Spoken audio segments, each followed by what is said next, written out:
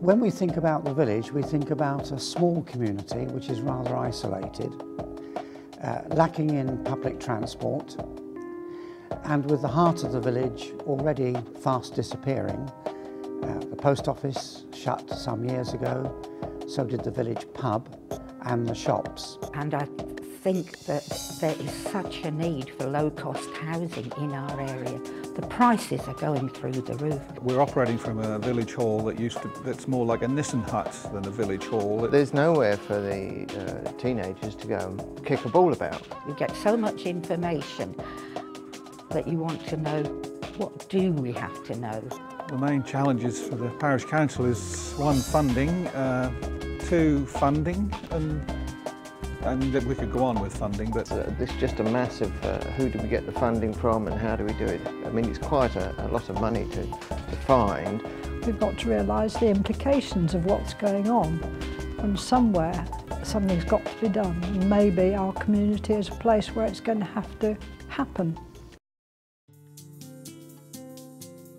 So organisations like this are, at my level, are fantastic because they actually represent somewhere I can go and I can ask people questions.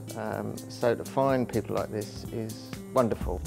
We wanted information that wasn't biased towards a special firm. We wanted independent, sound information so that we could make decisions.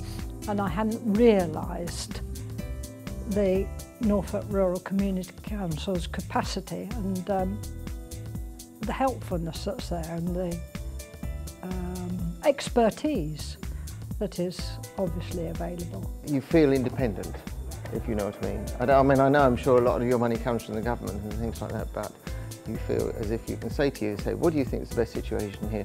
And you haven't got any axes to grind. Well, it's helped me in that it's educated me for a start. And now I feel I've got to go back to the community, get them interested and go on from there. I've learnt that our project is not properly thought out, we're not being realistic, and we need to go back to stage one and rethink and plan. we're looking to try and access a fairly large grant to rebuild, to actually build a new village hall. And at this stage, that's the main reason for attending today. And so far, I have to say, I'm glad I came. Because I fear for the future of my grandchildren completely. If we're going to have a future, we've got to look beyond ourselves and our own interests. We already run a very small youth club. We'd like to be able to extend that, and I'm sure the Community Council can give us guidance because of their experience in working with other village halls. But I'd like to think they would exist for the long term because they've been so very, very helpful. And also to help us in the future as we move on and develop things, to find new people to help us and to help us to develop our services and the things which we do in our local community. I should be leaning on you for a lot of help.